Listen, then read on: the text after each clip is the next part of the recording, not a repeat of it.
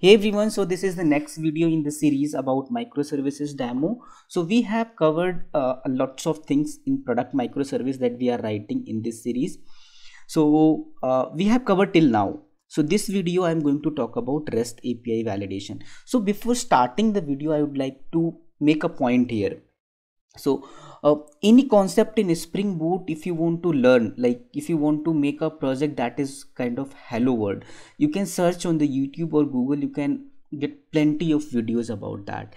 Even I have made multiple videos on all these concepts, but this series I want to make it more kind of feature rich, means what all things in real time we can face, and in actual product what we are expecting. If I'm working in a company, there are certain features that I want to include, so how I can include that thing in this series. So whatever thing I remember and whatever thing I know, I am going to include that in this series. Maybe there are chances a couple of things I can miss, so I would request all of you to put your experience and what you would like to put me that thing into this series. I'll try my best to add this. I will try my best to add that thing, that feature in this series. Okay, so just for an example, so I'm getting lots of positive feedback in this series here. As you can say that this comment that it was about adding Lombok in the series, I added that. And there is also one suggestion to add the unit test and integration test in this series. Actually, I have covered lots of videos how to write the integration test and unit test in previous videos on the channel. You can go ahead and check out that. But still, to complete that thing in this microservice and in this entire application, I'm going to write this unit test and integration test, and will show you how they are helping when we are adding more and more features into this thing, right? So this is the thing that I want to make it so I would request all of you to share your point of view and what new feature that you want me to add into this. I'll add that. I'll try my best for that. Okay, so now starting the current video, current topic that we have. So let's consider a scenario here. Okay, so we have this endpoint that is to add product into the system, right? And this we have seen in the previous video. It is running properly. So I have this JSON data that is respective to product, and if I send it here, it is going to be added into the system, and all the things that we are sending here, will be added.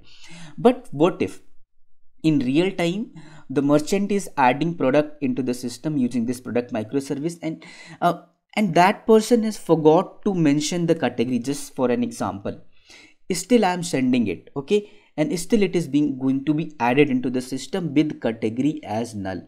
But do you think that it makes sense that there is any product without any category that is going to make affect when we are going to list the product with category? In the same way, as of now, I can give any price here, even negative price I can send it, and it is going to be accepted by the system.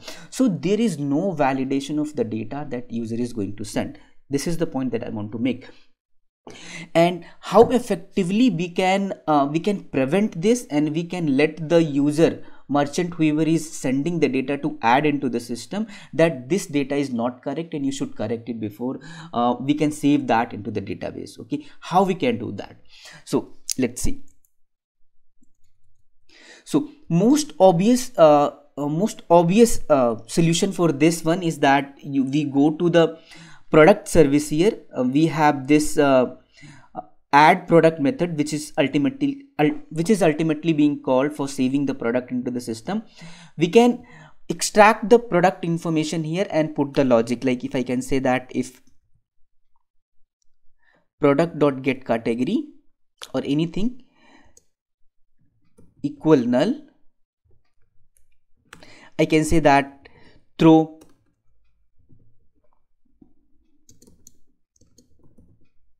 new runtime exception and whatever message I want to send here. So this is the straight way and most obvious solution that comes to mind. And if you see, if we have multiple things, as many attributes, and I want to put that logic in this product service, that is going to make this add product method lengthy. And couple of lines are going to be added. Is there any better way that I can put this validation that user is sending? So yes, there is. Let me show you that. That's the topic of this video, that how we can effectively put the validation for the data that user is sending. So Spring Boot provides that facility as well. So let's add that dependency first. So coming here, start.spring.io, coming to Gradle project here, go to the dependency. This is I am showing because you can always come to this point and see the different versions available, because by the time there is going to be difference in versions and all those things. That is why I am taking reference from here. So if I click this one and explore this option, I'll get this dependency starter validation. This I need to add, and it is going to give me couple of libraries to facilitate the data validation. So let me add this into build.gradle and refresh this one. So it will download the validation libraries to my class path here that I can use. Okay. Yeah, so build is finished. So let me show you how we can use this. So if I come here under product here, and the category was, we were passing null, right? So there is handy annotation here, not null. When I'm saying not null category, so if user is sending the data that is category is not null, so the system is going to throw an exception and let the user know that what the problem that we are facing and this data is not valid. And if I want to pass a custom message here, by default we will get some message, but we can explicitly set that what message we want to send to the user. So we can say that category should not be null, right? So this is the validation that I need with this category, and put other validations as well. So for price, what I need here, minimum, I do not want it to be negative, right? So I can say that minimum 0 price. There may be chances that I want to put some offer, I want to make a product free, so 0 price is allowed here, right? And here currency, I can say that I can take care of this. If currency is null, I can put some default currency, so that I'll take care in the when I'll write the product service here in the actual business logic. But for now, so it is not that you have to put this handy annotation with all the things, all the attributes, but there are some attributes that are mandatory and must not be null. So in that cases you can put. So here minimum price I can put. There is one annotation that takes care of the max as well. But here it is not needed, but I can put this here at discount label, right? So max, how much maximum percentage offer I can offer. So I can offer maximum 100% here. That's it, right? And discount description, I can say that it is null, not an issue. Image URLs also I can go with if it is null and not provided at all. Integer ID here, if I can, I'll come with this one. And product name also, I do not want it to be null, so put this not null, and put some default message here. Product name should not be null. So these are the messages that I want to pass, right? So this is the thing that I have put this validation, but is that all that it is going to be effective now? No, there is one more thing that I have to do here. Coming to the controller part, and here is the add product that is being executed when we are calling this. So this is the annotation, one more annotation that I have to use, that is valid, that is coming from javax.validation.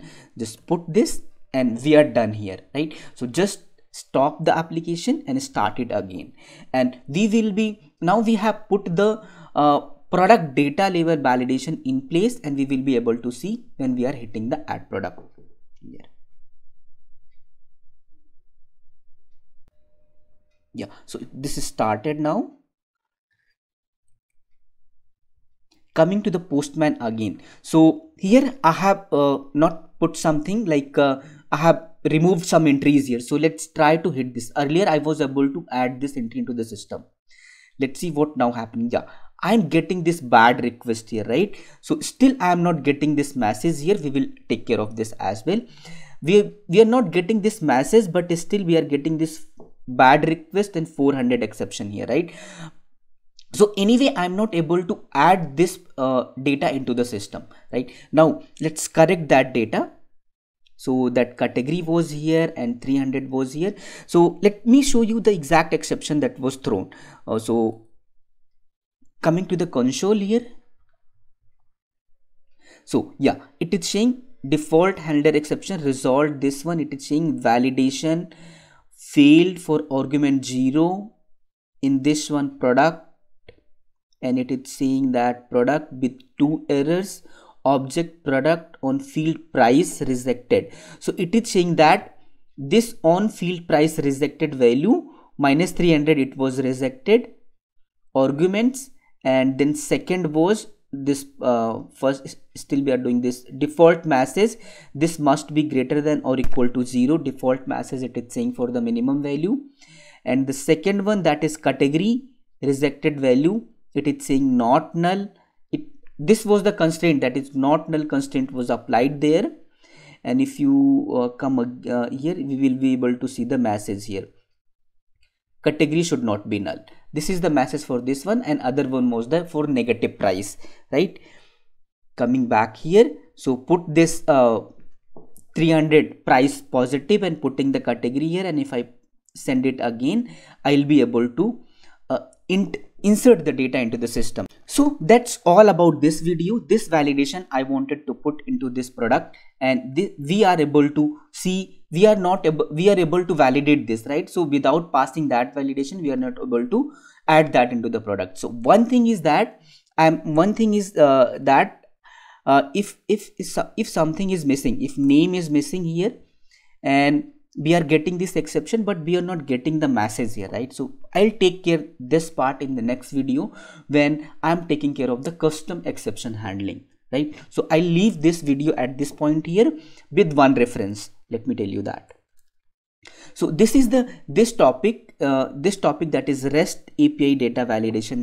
This is a big topic, that apart from these basic validation that I have done, sometimes you need to do custom validation as per your logic, right? So that can be anything. So anything is coming in your mind, put that in comment section as well.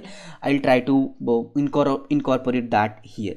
Okay, and I also have created couple of videos about REST API validation. Only there are these 3 videos where I have taken basic validation, custom bean validator, and pattern validator. So I hope any use case that is coming to your mind, this playlist is going to solve that. If it is not solving that, put that in comment section. All right, so guys, that's all about this video. I'll see you in the next video with the custom exception handling, where I'll be taking care of putting some business logic and throwing custom exception and how to handle that. And that message I'm not able to see here, I'll take care of this part as well in the next video. So see you in the next video. Till then, take care, stay safe, bye bye.